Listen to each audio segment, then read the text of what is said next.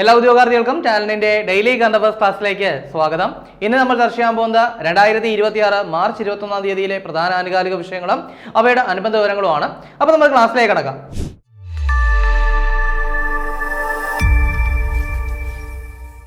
അപ്പോൾ ഒരുപാട് എക്സാംസ് 2026 നടക്കാറുണ്ട് അല്ലേ? പ്രത്യേകിച്ച് 10th ലെവൽ എക്സാംസ് ഒരുപാടായിട്ട് നടക്കാറുണ്ട്. അപ്പോൾ ഇതിന്റെയൊക്കെ മെയിൻസ് എഴുതണമെങ്കിൽ എന്തായാലും പ്രിലിംസ് പാസ്സായേ മതിയാവുകയുള്ളൂ.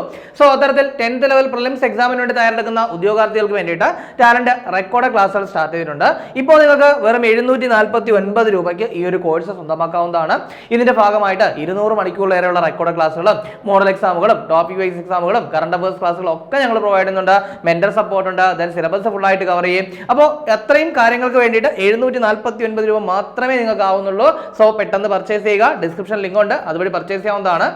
അപ്പോൾ നമുക്ക് ആദ്യം നോക്കാനുള്ളത് മാർച്ച് 21 പ്രത്യേകതയാണ്. കുറച്ചധികം പ്രത്യേകതകൾ ഉണ്ടെങ്കിൽ പോലും ഏറ്റവും പ്രധാനപ്പെട്ട 2 പ്രത്യേകതകൾ എന്ന് പറയുന്നത് ഒന്ന് വനദിനമാണ്, പിന്നെ ഒന്നെന്ന് പറയുന്നത് ഇപ്പോൾ റീസെന്റ് ആയിട്ട് പ്രഖ്യാപിച്ച ഗ്ലേസിയർ ഡേ ആണ്. അപ്പോൾ നമുക്ക് രണ്ടും നോക്കാം. ആദ്യത്തെ എന്ന് പറയുന്നത് മാർച്ച് 21 അന്താരാഷ്ട്ര വനദിനമാണ്. ശരിക്കും 2012 വനദിനം പ്രഖ്യാപിക്കുന്നത്. അപ്പോൾ ഈ പറയുന്ന വനദിനം എന്തിനു വേണ്ടിയിട്ടാണ് ആചരിക്കുന്നത് ചോദിച്ചു കഴിഞ്ഞാൽ എല്ലാവർക്കും അറിയാവുന്ന കാര്യമാണ് അല്ലേ? അതായത് വനങ്ങളുടെ പ്രാധാന്യം എന്ത് ചെയ്യുക, എല്ലാവരിലേക്ക് എത്തിക്കുക, വനസംരക്ഷണം പ്രോത്സാഹിപ്പിക്കുക. അപ്പോൾ ഇതെല്ലാം കൂടി ലക്ഷ്യം വെച്ചുകൊണ്ടാണ് വനദിനം ആചരിക്കുന്നത്. അപ്പോൾ മാർച്ച് 21 അന്താരാഷ്ട്ര വനദിനം. ഇനി എന്താണ് 2026 അന്താരാഷ്ട്ര വനദിനത്തിന്റെ പ്രമേയം?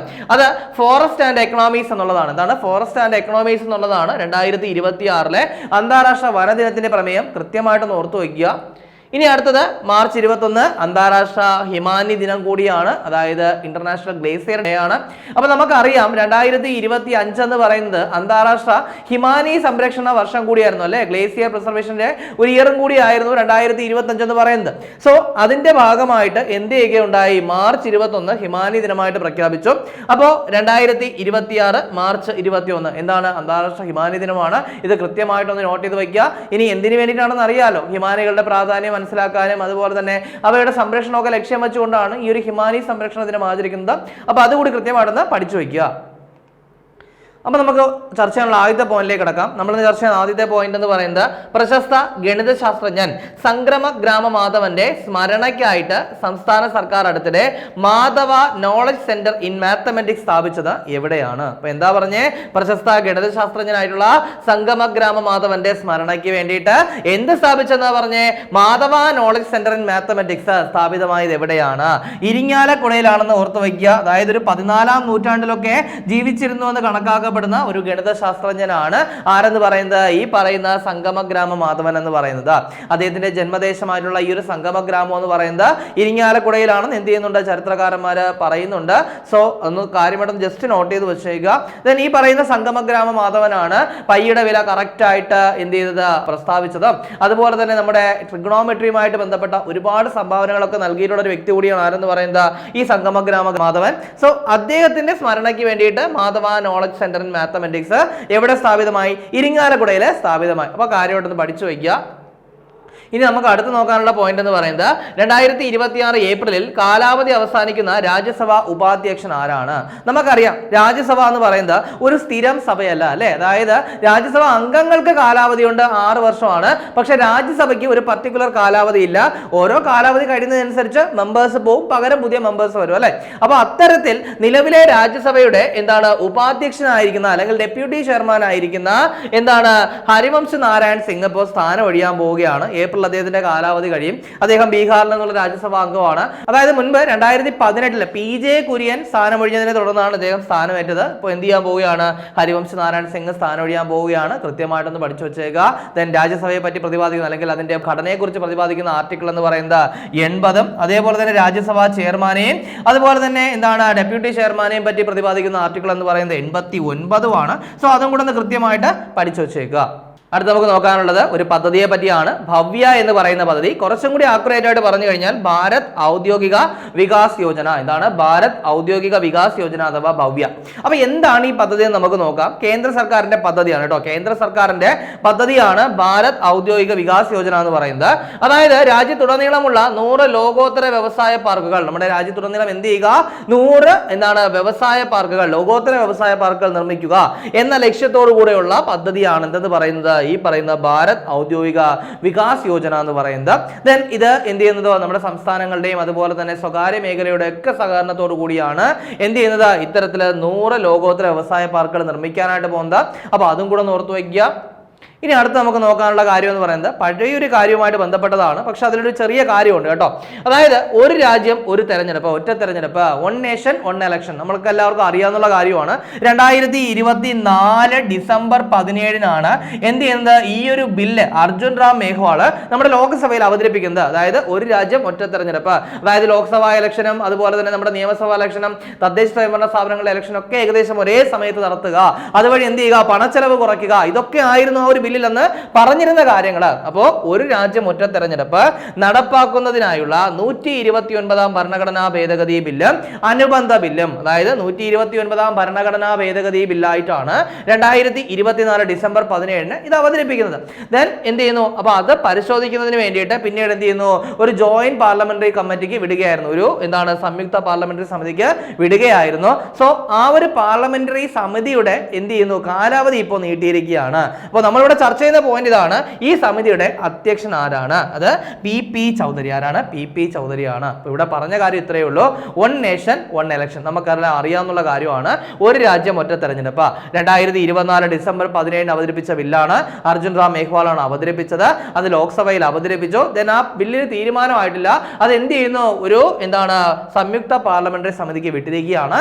ഇപ്പൊ ആ പാർലമെന്ററി സമിതിയുടെ കാലാവധി നീട്ടി കേട്ടോ, അതാണ് നമ്മൾ ചർച്ച ചെയ്തത്. ദെൻ ആ ഒരു പാർലമെന്ററി സമിതിയുടെ അധ്യക്ഷൻ എന്ന് പറയുന്നത് PP ചൗധരിയാണ്. പക്ഷേ നമ്മുടെ PSC പരീക്ഷകളിൽ ചോദിച്ചൊരു കാര്യമുണ്ട്, അതായത് ഈ ഒരു ബില്ലിനെ പറ്റി പഠിക്കാനായിട്ട് എന്ത് ചെയ്തു ഒരു കമ്മീഷൻ നിയമിച്ചിട്ടുണ്ടായിരുന്നു. അതിന്റെ അധ്യക്ഷൻ എന്ന് പറയുന്നത് ആരായിരുന്നു? നമ്മുടെ മുൻ രാഷ്ട്രപതിയായിരുന്ന രാംനാഥ് കോവിന്ദ് ആയിരുന്നു കേട്ടോ. അപ്പൊ അതുകൂടെ നിങ്ങളൊന്ന് പഠിച്ചു വെക്കാൻ ശ്രമിക്കുക. ഇനി അടുത്ത് നമുക്ക് നോക്കാനുള്ള പോയിന്റ്, വാഹനങ്ങളിൽ നിന്നുള്ള വായു മലിനീകരണം കുറയ്ക്കുന്നതിനായിട്ട് ഇന്ത്യയിലെ ആദ്യത്തെ മൈക്രോ ആൽഗെ എയർ ടവർ സ്ഥാപിച്ചത് ഏത് നഗരത്തിലാണ്? അപ്പോൾ നമുക്കറിയാം എന്നുള്ളൊരു കാര്യമാണ് അല്ലേ. ഇതിന്റെ ഉത്തരം എന്ന് പറയുന്നത് ഡൽഹിയാണ്. അപ്പോൾ ഈ ഡൽഹിയിൽ ഈ പൊല്യൂഷനുമായിട്ട് ബന്ധപ്പെട്ട, പ്രത്യേകിച്ച് എയർ പൊല്യൂഷനുമായിട്ട് ബന്ധപ്പെട്ട ഒരുപാട് പ്രശ്നങ്ങൾ ഇങ്ങനെ നടന്നുകൊണ്ടിരിക്കുകയാണ്. അപ്പോൾ അത് നടക്കുന്നതിനിടയിൽ എന്ത് ചെയ്തിരിക്കുന്നു, ഇപ്പോൾ വാഹനങ്ങളിൽ നിന്നുള്ള വായു മലിനീകരണം കുറയ്ക്കുന്നതിനായിട്ട് ഇന്ത്യയിലെ ആദ്യത്തെ മൈക്രോ ആൽഗെ എയർ ടവർ സ്ഥാപിച്ചത് എവിടെയാണെന്ന് ചോദിച്ചു കഴിഞ്ഞാൽ ഡൽഹിയിലാണ്. ഇത് കൃത്യമായിട്ട് പഠിക്കണേ. എയർ പൊല്യൂഷൻ വെച്ച് നമുക്ക് എന്ത് ചെയ്യാൻ പറ്റും, ഒന്ന് കണക്ട് ചെയ്യാൻ പറ്റും കേട്ടോ. ഇനി അടുത്ത് നമുക്ക് നോക്കാനുള്ളത് ഒരു പ്രധാനപ്പെട്ട റിപ്പോർട്ടിനെ ബേസ് ചെയ്തുള്ള കാര്യമാണ്. അതായത് ഇന്ത്യ ജസ്റ്റിസ് റിപ്പോർട്ടിന്റെ കൺസ്യൂമർ ജസ്റ്റിസ് 2026 അഥവാ ഉപഭോക്തൃ നീതി റാങ്കിങ്. ഉപഭോക്തൃ നീതി റാങ്കിങ് പട്ടികയിൽ വലിയ സംസ്ഥാനങ്ങളുടെ വിഭാഗത്തിൽ ഒന്നാമതുള്ളത് ഏത് സംസ്ഥാനമാണ്? അപ്പൊ എന്താ പറഞ്ഞത്, ഇന്ത്യ ജസ്റ്റിസ് റിപ്പോർട്ടിന്റെ കൺസ്യൂമർ ജസ്റ്റിസ് 2026 അഥവാ ഉപഭോക്തൃ നീതി റാങ്കിങ് 2026 പുറത്തുവിട്ട ഉപഭോക്തൃ നീതി റാങ്കിങ് പ്രകാരം ആ വലിയ സംസ്ഥാനങ്ങളുടെ പട്ടികയിൽ ഒന്നാമതുള്ളത്. കാരണം ഇത്തരത്തിലുള്ള റിപ്പോർട്ടുകളിൽ വലിയ സംസ്ഥാനങ്ങളുടെ പട്ടിക, ചെറിയ സംസ്ഥാനങ്ങളുടെ പട്ടിക, ഇങ്ങനെ 2 ടേബിൾ കാണാം. അപ്പൊ അതിൽ ഒന്നാമതുള്ളത് ആരാണെന്ന് ചോദിച്ചു കഴിഞ്ഞാൽ ആന്ധ്രാപ്രദേശ്. വലിയ സംസ്ഥാനങ്ങളുടെ പട്ടികയിൽ ഒന്നാമതുള്ളത് ആരാ? ആന്ധ്രാപ്രദേശ് ആണ്. കൃത്യമായിട്ട് പഠിച്ചേക്ക്. അങ്ങനെയാണെങ്കിൽ വലിയ സംസ്ഥാനങ്ങളുടെ പട്ടികയിലാണ് നമ്മുടെ കേരളവും വരുന്നത്. കേരളം എത്രാമതാണ്? കേരളം 12ാമത്. എത്രാമതാണ്? കേരളം 12ാമതാണ്. കൃത്യമായിട്ടൊന്ന് പഠിച്ചു വെക്കാനായിട്ട് ശ്രമിക്കുക. ഇനി ഇതിനൊപ്പം തന്നെ മധ്യപ്രദേശാണ് 2ാം സ്ഥാനത്ത് കേട്ടോ. മധ്യപ്രദേശ് 2ാം സ്ഥാനത്താണെന്നുള്ള കാര്യം ഓർക്കുക. അതേപോലെ തന്നെ രാജസ്ഥാൻ 3ാം സ്ഥാനത്താണ്. രാജസ്ഥാനാണ് 3ാമത്. അപ്പൊ ഇവിടെ നമ്മൾ പറഞ്ഞു കഴിഞ്ഞത് വലിയ സംസ്ഥാനങ്ങളുടെ പട്ടികയാണ്. അപ്പൊ അതിൽ ഒന്നാമത് ആന്ധ്രാപ്രദേശ്, മധ്യപ്രദേശ് 2ാമത്, രാജസ്ഥാൻ 3ാമത്, കേരളം 12ാമത്. അപ്പൊ അങ്ങനെയാണെങ്കിൽ ഇനി ചെറിയ സംസ്ഥാനങ്ങൾ നോക്കണ്ടേടാ. അപ്പോൾ ചെറിയ സംസ്ഥാനങ്ങളുടെ പട്ടികയാണെങ്കിൽ അവിടെ 1ാം സ്ഥാനത്തുള്ളത് ആരാണെന്ന് ചോദിച്ചു കഴിഞ്ഞാൽ മേഘാലയ. ആരാണ്? മേഘാലയാണ് ചെറിയ സംസ്ഥാനങ്ങളുടെ പട്ടികയിൽ ഒന്നാമതുള്ളത്. 2ാം സ്ഥാനത്ത് വരുന്നത് സിക്കിമാണ്. ദെൻ 3ാം സ്ഥാനത്ത് ഹിമാചൽ പ്രദേശ് ആണ്. ഇപ്പൊ ഇവിടെ ശരിക്കും പറഞ്ഞു കഴിഞ്ഞാൽ ഇവർ ഈ പോപ്പുലേഷന്റെ ബേസിസിലാണ് എന്ത് ചെയ്തിരിക്കുന്നത്, ഇങ്ങനെയുള്ള കാര്യങ്ങളൊക്കെ ചെയ്തിരിക്കുന്നത്. അപ്പൊ അതുകൂടെ ഒന്ന് കൃത്യമായിട്ട് നോട്ട് ചെയ്ത് വെക്കാൻ ശ്രമിക്കുക. ഇനി അടുത്ത് നമുക്ക് നോക്കാനുള്ള പോയിന്റ് എന്ന് പറയുന്നത് വീണ്ടും മറ്റൊരു പദ്ധതിയുമായിട്ട് ബന്ധപ്പെട്ട കാര്യമാണ്. റിലീഫ് എന്നാണ് പദ്ധതിയുടെ പേര്. എന്താണ് റിലീഫ് എന്ന് പറയുന്ന പദ്ധതി? അപ്പൊ അതിന്റെ പൂർണ്ണരൂപം നോക്കാം, എന്നിട്ട് നമുക്ക് എന്തിനു വേണ്ടിയിട്ടാണെന്ന് നോക്കാം കേട്ടോ. അപ്പൊ റിലീഫ് എന്ന് പറയുന്ന പദ്ധതി resilience and logistics intervention four export facilitation എന്നുള്ളതാണ് റിലീഫിന്റെ പൂർണ്ണരൂപം കേട്ടോ. അപ്പോൾ റിലീഫ് എന്ന് പറയുന്ന പദ്ധതിയുടെ പൂർണ്ണരൂപം നിങ്ങൾക്ക് കാണാമായിരിക്കും. എന്താണ്? Resilience and logistics intervention four export facilitation എന്നാണ് റിലീഫിന്റെ പൂർണ്ണരൂപം. ഇനി എന്തിനു വേണ്ടിയിട്ടാണ് എന്തുകൊണ്ടാണ് കേന്ദ്ര സർക്കാർ ഇത്തരത്തിലൊരു പദ്ധതി കൊണ്ടുവന്നത് എന്ന് ചോദിച്ചു കഴിഞ്ഞാൽ, പശ്ചിമേഷ്യൻ പ്രതിസന്ധി മൂലം ചരക്ക് നീക്കത്തിൽ തടസ്സങ്ങൾ നേരിടുന്ന ഇന്ത്യൻ കയറ്റുമതി വ്യാപാരികളെ സഹായിക്കുന്നതിനായിട്ട്. അപ്പൊ എന്താ പറഞ്ഞേ? ഇന്ത്യൻ കയറ്റുമതി വ്യാപാരികളെ സഹായിക്കുന്നതിനായിട്ടാണ്. നമുക്കറിയാം പശ്ചിമേഷ്യയിൽ ഇപ്പോ യുദ്ധം നടക്കുകയാണ്. സോ അതിന്റെ ഭാഗമായിട്ട് മൊത്തത്തിൽ എല്ലാ രാജ്യങ്ങളും പ്രതിസന്ധിയിലാണ് അല്ലെ. സോ അതെന്ത് ചെയ്തിരിക്കുന്നു? കയറ്റുമതി വ്യാപാരികളെയും ബാധിച്ചിരിക്കുന്നു. അപ്പൊ അവർക്കൊരു ഹെൽപ്പ് ചെയ്യുക, അവരെ സാമ്പത്തികമായിട്ട് ഹെൽപ്പ് ചെയ്യുക, സപ്പോർട്ട് ചെയ്യുക, ഈ ലക്ഷ്യങ്ങളൊക്കെ വെച്ചുകൊണ്ടാണ് എന്ത് ചെയ്യുന്നത്? റിലീഫ് എന്ന് പറയുന്ന പദ്ധതി കേന്ദ്ര സർക്കാർ കൊണ്ടുവന്നിട്ടുള്ളത്. കൃത്യമായിട്ടൊന്ന് ഓർത്തു വയ്ക്കുക. അപ്പോൾ അടുത്ത നിങ്ങളെ ഒരു ഓഫർ പരിചയപ്പെടുത്താനായിട്ട് പോവുകയാണ്. അതായത് കുറേ പേരൊന്നും മുൻപ് അറിഞ്ഞില്ല എന്ന് പറഞ്ഞതുകൊണ്ട് ഒരു മാസത്തേക്ക് കൂടി ഞങ്ങളൊരു ഓഫർ എക്സ്റ്റെൻഡ് ചെയ്തിരിക്കുകയാണ്. അതായത് ഞങ്ങളുടെ പഴയ പുസ്തകങ്ങൾ, ടാലന്റിന്റെ പഴയ പുസ്തകങ്ങൾ നിങ്ങൾക്കിപ്പോൾ 1 കിലോ 99 രൂപ എന്ന് പറയുന്ന നിരക്കിൽ സ്വന്തമാക്കാവുന്നതാണ്. അതിൽ പഴയ PQs കാര്യങ്ങളൊക്കെ ഉണ്ടാവും, പഴയ റാങ്ക് ഫെയിൽ ഉണ്ടാവും, പഴയ സ്പെഷ്യൽ ടോപ്പിക് ബുക്കുകളൊക്കെ ഉണ്ടാവും. സോ കൂടുതൽ വിവരങ്ങൾക്കായിട്ട് നിങ്ങൾക്ക് ഈ 85 90 57 57 10 എന്ന് പറയുന്ന നമ്പറിലോ അല്ലെങ്കിൽ 85 90 57 57 12 എന്ന് പറയുന്ന നമ്പറിലോ കോൺടാക്ട് ചെയ്യാവുന്നതാണ്. അപ്പോൾ ഈ ഒരു ഓഫർ ഇനി ആരും അറിഞ്ഞില്ല എന്ന് പറയരുത്. എല്ലാവരും ഇപ്പോൾ തന്നെ ഈ ഒരു ഓഫർ അനുസരിച്ചുള്ള പുസ്തകങ്ങൾ സ്വന്തമാക്കാനായിട്ട് ശ്രമിക്കുക. ഇനി അടുത്ത് നമുക്ക് നോക്കാനുള്ള പോയിന്റ്, HDFC ബാങ്കിന്റെ ചെയർമാൻ സ്ഥാനത്ത് നിന്ന് അടുത്തിടെ രാജിവെച്ചത് ആര് എന്നാണ്. അതാനു ചക്രവർത്തി. ആരാണ്? അതാനു ചക്രവർത്തിയാണ്. ഒന്ന് കാര്യമായിട്ട് നോട്ട് ചെയ്യുക. ഇനി അടുത്ത് നമുക്ക് നോക്കാനുള്ളത് വീണ്ടും ഒരു റിപ്പോർട്ടിനെ ബേസ് ചെയ്തിട്ടുള്ള കാര്യമാണ്. അതായത് 2024-25 സാമ്പത്തിക വർഷത്തെ നാഷണൽ ഇമ്പോർട്ട് എക്സ്പോർട്ട് റിപ്പോർട്ട് പ്രകാരം ഇന്ത്യയിൽ വസ്ത്ര കയറ്റുമതിയിൽ 1ാം സ്ഥാനത്തെത്തിയ സംസ്ഥാനം ഏതാണ്? അപ്പോൾ എന്താ പറഞ്ഞേ? വസ്ത്ര കയറ്റുമതിയുമായിട്ട് ബന്ധപ്പെട്ട റിപ്പോർട്ടാണ്. അപ്പോൾ ഇതിൽ 1ാം സ്ഥാനത്തുള്ള ആരാണെന്ന് ചോദിച്ചു കഴിഞ്ഞാൽ തമിഴ്നാടാണ്. അപ്പോൾ ഏറ്റവും പുതിയ റിപ്പോർട്ടുകൾ പ്രകാരം വസ്ത്ര കയറ്റുമതിയിൽ 1ാം സ്ഥാനത്തെത്തിയ സംസ്ഥാനം തമിഴ്നാടാണെന്നുള്ള കാര്യം ഒന്ന് പഠിച്ചു വെച്ചേക്കുക. ദെൻ 2ാം സ്ഥാനത്തേക്ക് വരുമ്പോൾ ഗുജറാത്ത്, 3ാം സ്ഥാനത്ത് മഹാരാഷ്ട്രയുമാണ്. അപ്പോൾ 2ാമത് ഗുജറാത്ത്, 3ാമത് മഹാരാഷ്ട്രയാണ്. കൃത്യമായിട്ട് പഠിക്കുക. ഇനി സ്പോർട്സുമായി ബന്ധപ്പെട്ട ഒരു കാര്യമാണ് നമുക്ക് നോക്കാനുള്ളത്. അതായത് 2027 വേൾഡ് ഇൻഡോർ അത്ലറ്റിക്സ് ചാമ്പ്യൻഷിപ്പിന് വേദിയാകുന്ന ഇന്ത്യൻ നഗരം ഏത് എന്നാണ്. ഭുവനേശ്വറാണ്. അപ്പോൾ ചിലപ്പോൾ ഇങ്ങനെ ആയിരിക്കാം ചോദ്യം, 2027 വേൾഡ് ഇൻഡോർ അത്ലറ്റിക്സ് നടക്കുന്ന ഏത് രാജ്യത്താണെന്ന് ചോദിച്ചു കഴിഞ്ഞാൽ ഇന്ത്യയിലാണ്. ഇന്ത്യയിൽ എവിടെയെന്ന് ചോദിച്ചു കഴിഞ്ഞാൽ ഭുവനേശ്വറിലാണ്. കൃത്യമായിട്ട് പഠിക്കുക. ദെൻ ഭുവനേശ്വറിലെ കലിംഗ ഇൻഡോർ സ്റ്റേഡിയത്തിലായിരിക്കും എന്ത് ചെയ്യുക? ഈ ഒരു മത്സരങ്ങൾ നടക്കുക. ബാക്കി കാര്യങ്ങളൊക്കെ എന്ത് ചെയ്യാം? നമുക്ക് ഈ ഒരു ടൂർണമെന്റ് കഴിയുമ്പോൾ, ഒരു ഈവന്റ് കഴിയുമ്പോൾ എന്ത് ചെയ്യാം? ചർച്ച ചെയ്യാം. അടുത്ത നമുക്ക് നോക്കാനുള്ളത് ഓൾറെഡി നമ്മൾ പഠിച്ച കാര്യത്തിലൊരു അപ്ഡേഷൻ ആണ്. അതായത് ആഫ്രിക്കൻ നേഷൻസ് കപ്പ് നമ്മൾ ചർച്ച ചെയ്ത് കഴിഞ്ഞ കാര്യമാണ് അല്ലേ.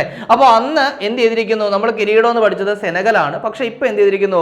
ആഫ്രിക്കൻ ഫുട്ബോൾ ഫെഡറേഷൻ ഒരു പുതിയ വിധി പ്രസ്താവിച്ചിരിക്കുകയാണ്. അതായത് ആഫ്രിക്കൻ കപ്പ് ഓഫ് നേഷൻസ് കിരീടം മൊറോക്കോയ്ക്ക് നൽകാനായിട്ട് അവരൊരു വിധി പറഞ്ഞിരിക്കുകയാണ്. പക്ഷേ അതിനെ ചൊല്ലി ഇപ്പോഴും തർക്കങ്ങൾ നടക്കുന്നുണ്ട്. പക്ഷെ നമ്മളൊരു വാർത്തയായിട്ട് കണ്ടതുകൊണ്ട് നമ്മളൊന്ന് പറഞ്ഞതേ ഉള്ളൂ. ദെൻ ഇത് അന്താരാഷ്ട്ര കായിക തർക്ക പരിഹാര കോടതിയിലൊക്കെ പോകാനുള്ള ചാൻസ് ഉണ്ട്. ദെൻ അതിനുശേഷം എന്തായിരിക്കും വിധി എന്നുള്ള കാര്യം നമുക്ക് എന്ത് ചെയ്യാം? ഒന്നുകൂടെ ഡീറ്റെയിൽ ആയിട്ട് ചർച്ച ചെയ്യാം. സോ ഇപ്പോൾ ഒന്ന് ഓർത്ത് വയ്ക്കുക, 2026 ജനുവരിയിൽ നടന്ന ആഫ്രിക്കൻ നേഷൻസ് കപ്പിൽ കിരീടം നേടിയതായിട്ട് പറഞ്ഞത് സെനഗൽ ആണെങ്കിലും ഇപ്പോൾ 2026 മാർച്ചിൽ പുതിയൊരു വിധി വന്നിരിക്കുകയാണ്. അതായത് ഈ പറയുന്ന ആഫ്രിക്കൻ കപ്പ് ഓഫ് നേഷൻസ് മൊറോക്കോയ്ക്ക് എന്നൊരു വിധി വന്നിരിക്കുകയാണ്. അപ്പോൾ ഒന്ന് പഠിച്ചു വയ്ക്കുക.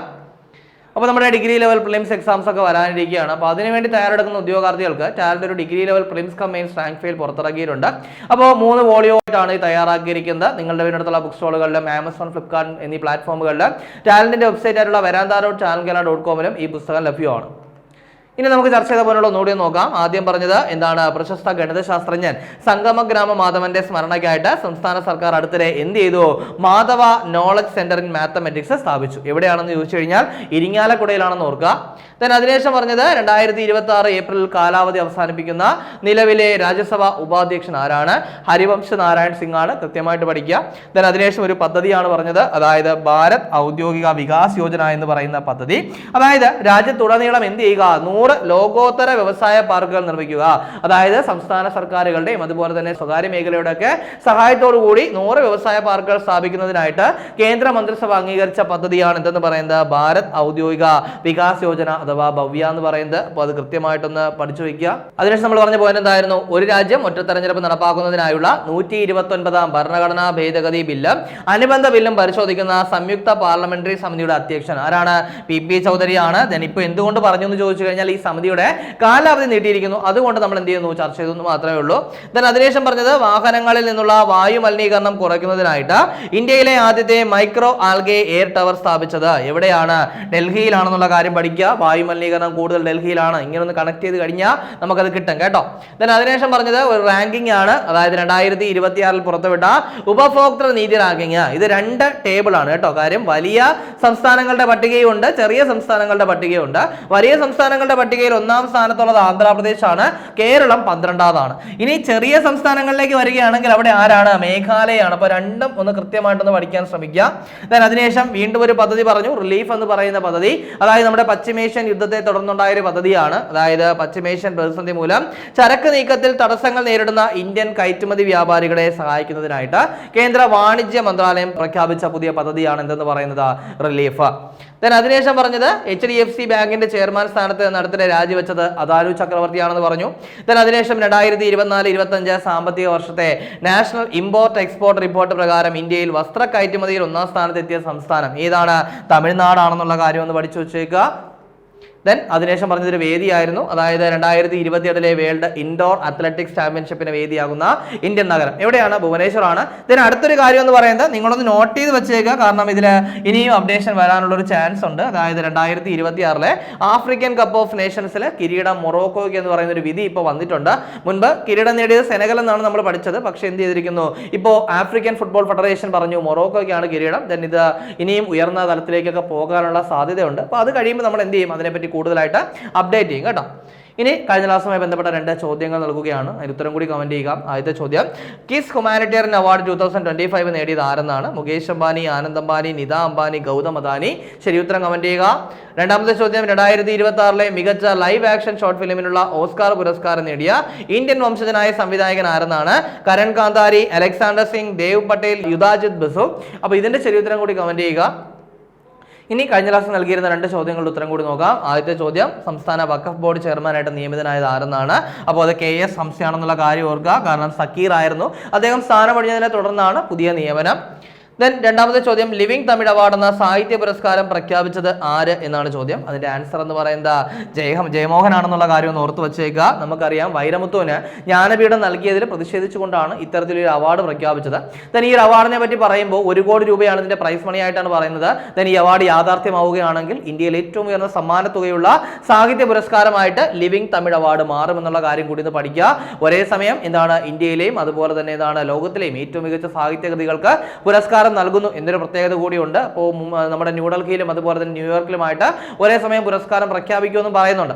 അപ്പോൾ നമ്മൾ ചർച്ച ചെയ്ത ചോദ്യങ്ങളും അതിന്റെ ഉത്തരങ്ങളും ചർച്ച ചെയ്ത പോയിന്റുകളും മനസ്സിലായെന്ന് വിചാരിക്കുന്നു. വളരെ കാര്യമായിട്ട് നല്ലതുപോലെ തന്നെ ഡെയിലി കറണ്ട് അഫയേഴ്സ് അപ്ഡേറ്റ് ചെയ്ത് പോകുക, നല്ലപോലെ വർക്ക് ചെയ്യുക, എത്രയും പെട്ടെന്ന് ഒരു ജോലി നേടിയെടുക്കുക. 2026 മാർച്ച് 21-ാം തീയതിയിലെ പ്രധാന ആനുകാലിക വിഷയങ്ങളും അവയുടെ അനുബന്ധ വിവരങ്ങളുമാണ് നമ്മൾ ചർച്ച ചെയ്ത് കഴിഞ്ഞത്. അപ്പോൾ ഈ ചർച്ച ചെയ്ത പോയിന്റുകളൊക്കെ മനസ്സിലായെന്ന് വിചാരിക്കുന്നു. മറ്റൊരു ക്ലാസ്സുമായി നമുക്ക് അടുത്ത ദിവസം കാണാം.